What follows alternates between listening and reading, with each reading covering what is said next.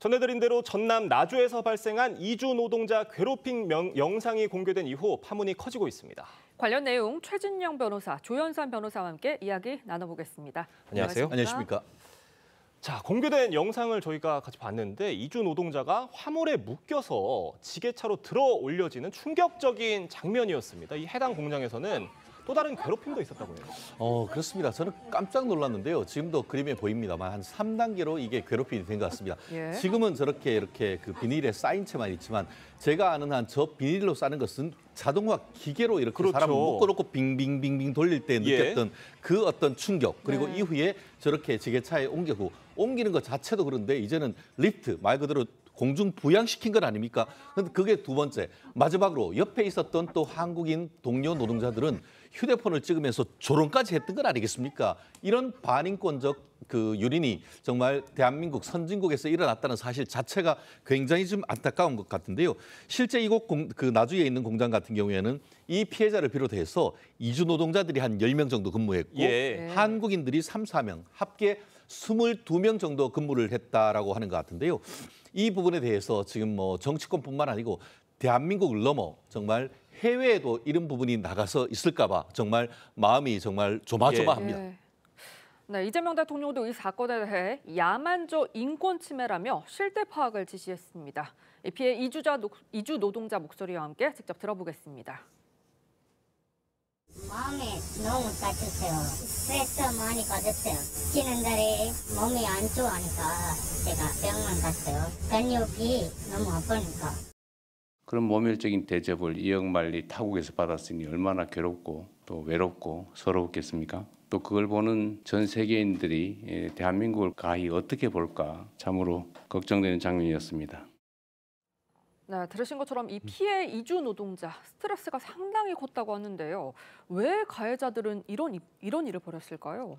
일단 근로감독관들이 해당 업체를 방문해서 조사를 진행하고 있는데 그 가해자라고 하는 50대 한국인 근로자의 입장에 살펴보게 되면 아마 피해자 이주 노동자가 벽돌 포장 방법을 가르치는데 이게 익숙하지 않았다고 합니다. 제대로 이를 따라하지 못하니까 여기에 대해서 아마 이런 행동을 한 것으로 보여지는데 피해자 입장에서는 어떻게 보면 익숙하지 않은 부분 아니겠습니까? 일을 제대로 못할 수도 있고 그런 부분에 대해서는 차근차근 가르쳐줘야 되는데도 불구하고 선임자 입장에서 그것을 참지 못하고 이러한 행동을 한 것으로 보여지고요.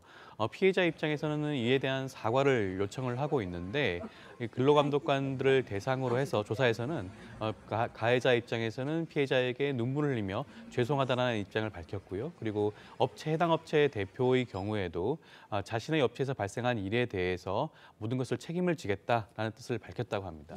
지금 저 이주 노동자분을 완전히 사물처럼 다룬 게 아닌가 싶은데 지금 관련 단체에서는 가해자들 고발을 하겠다고 합니다. 이분들에게 어떤 혐의가 적용이 될 수가 있는 거예요? 그렇습니다. 사실 저게 한 번뿐이었을까 하는 생각도 드는 것 같은데요. 너무나 좀 자연스럽지 않습니까?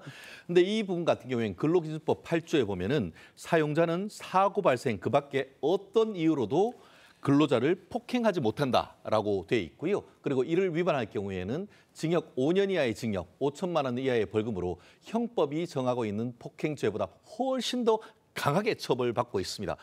결국 형법 같은 경우에는 서로 뭐 합의하고 나면은 문제가 안 될 수도 있습니다만 이 정도의 어떤 사안이라고 한다고 하면은 합의하는 것도 쉽지 않을 것이고 설령 합의한다 하더라도 상당 부분 처벌 수위가 높을 가능성이 크지 않을까 싶습니다. 이번 사건을 계기로 열악한 환경에 있는 이주 노동자들의 인권 보호하고 강화해야 한다 이런 요구가 커지고 있는데 어떤 대책들이 좀 마련돼야 할까요? 과거에도 우리나라 노동자들이 외국에 근로를 제공하면서 가진 인권 침해와 고초를 겪지 않았겠습니까? 그런 측면 살펴보게 되면 국내에 있는 이주 노동자들에 대해서는 인권에 대한 보장 조치가 충실히 이루어져야 될 필요성이 분명히 있다고 하겠죠. 지금 고용노동부 입장에서는 해당 업체에 대해서 기획 감독을 진행을 하고 있다고 합니다. 해당 업체에 대해서 특별 감사를 통해서 해당 업체가 지금까지 직장 내 폭력 사태라든가 여러 가지 그런 임금 체불이라든가 여러 가지 문제들에 대해서 살펴보고 있겠다고 하고요. 추가적으로 봤을 때는 이런 제조업체뿐만 아니라 농촌에도 꽤 많은 이주 노동자들이 활동을 하고 있습니다. 농촌 지역도 함께 살펴볼 예정이라고 하는데요. 이것은 이번 단기간에만 그칠 것이 아니라 이런 문제들에 대해서 지속적으로 관심을 가지고 꾸준한 조사를 펼칠 필요성이 있지 않을까 싶습니다. 알겠습니다. 다음 소식도 짚어보겠습니다. 자신의 딸 명의로 사기 대출을 받아서 강남에 아파트를 샀다는 의혹을 받는 양문석 더불어민주당 의원이 항소심에서도 당선 무효형을 받았습니다. 그러니까 항소심 재판부가 양문석 의원이 고의로 사기 대출을 받은 점을 또 인정을 한 거예요. 그렇습니다. 말씀하신 것처럼 세 가지 혐의를 받고 있었습니다. 예. 하나는 강남에 그 대출이 사실상 금지된 상황이 되니까 부동산 담보 대출이 아니고 대학생 딸 명의로 해서 사업자 대출을 그 대구에 있는 한 그 금융기관으로부터 예. 받았는데 그것이 목적을 위반했다라고 해서 사기 대출로 했고 금액이 10억 원이 넘는 것으로 알고 있습니다. 아시다시피 그 사기 피해가 5억 원이 넘어갈 경우에는 형법상 사기가 아니고 특정 경제범죄 처벌에 관한 법률 위반으로 기소가 되는데 그와 같은 사기 대출 넘어서 지난 그 작년 4월이죠. 본인이 이 부분에 대해서 그 총선과 관련해서 문제가 됐을 때에 재산을 고의적으로 축소 신고했다는 점, 네. 나아가 이 사기 대출과 관련되는 허위의 사실을 본인의 소셜 미디어에 올렸던 이런 점으로 기소를 됐는데 사기죄와 관련해서 징역 1년 6개월에 징역유예 3년 그리고 예. 또 공직선거법 위반 사건은 다른 사건과 달리 어떻게 보면 공직의 유무를 가름하는 것이기 때문에 별도로 선고를 하는데 벌금 150만 원을 선고했다고 합니다. 아시다시피 100만 원 이상 공선법 위반 혐의가 확정되면은 공직에서 자동 퇴출되도록 되어 있습니다. 1심, 2심 모두 당선 무효형이 났기 때문에 대법원이 판결에 귀추가 주목되는 것 같습니다. 네, 양 의원 측에서는요, 이 대출 사기 혐의를 두고서 새마을금고의 용도의 목적, 이 개인 사업자 대출이 관행적으로 이뤄진 거다라면서 이 검찰의 공소권 남용을 주장을 했거든요. 그런데 재판부는 이 검찰의 공소권 남용 인정하지 않았습니다. 어떻게 보시나요? 일단 공소권 남용이라고 하는 것은 형식적으로 검사가 적법하게 공소를 제기했지만 실질적으로 봤을 때는 검사가 본인의 권한을 넘어서서 자의적으로 공소권을 행사하고 이로 인해서 피고인의 입장에서는 실질적으로는 불이익이 발생하는 경우가 공소권 남용이라고 할 수가 있는데 네. 지금 의원 측에서 주장하고 있는 그런 부분들을 살펴보게 되면 차별적 공소 제기를 주장하는 것으로 보여집니다.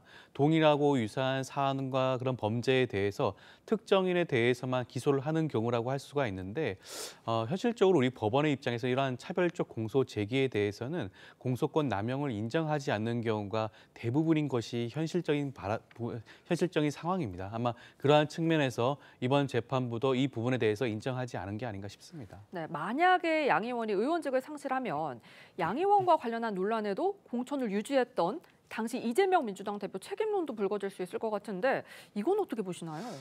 글쎄요, 저는 뭐 그렇게까지 확장될 것 같지는 않은데요. 이재명 당시 대표 입장에서는 공천을 일방적으로 뭐 예를 들면 전략 공천을 줬다라든가 그런 것도 아니었어요. 양 의원 같은 경우에는 그 당시에 현역 의원이었던 전해철 의원과 경선 과정을 거쳐서 당원들의 결정으로 공천권을 받게 되었습니다. 그리고 본선에서도 11%포인트 차이가 넘는 큰 격차로 당선이 되었어요. 그렇다고 한다면 당원들뿐만 아니라 해당 지역구 유권자들의 선택을 받고 판단을 받은 의원이라고 할 수가 있기 때문에 이 공천 과정에서 과연 이재명 대통령의 책임을 물을 수 있을 것인가? 저는 그렇지 않다고 봅니다.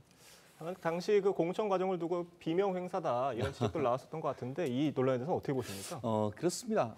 이 정도가 됐다라고 하면은 사실은 그때도 이 정도면은 유죄가 확정이 될 가능성이 높다라고 하면서 예. 그 공천에 대해서 굉장히 많은 내부적인 비판도 있었던 것 같습니다. 그렇다고 하면은 이 부분에 있어서는 물론 당 대표로 그냥 여전히 있다고 하면은 그 이재명 전 대표가 어떤 그 의견을 내야겠습니다만 대통령이 된 상태에서 과연 이 부분에 대해서 어떤 정치적 메시지가 나올지는 의문이다 이렇게 평가를 합니다. 알겠습니다. 오늘 두 분 말씀은 여기까지 듣겠습니다. 감사합니다. 감사합니다.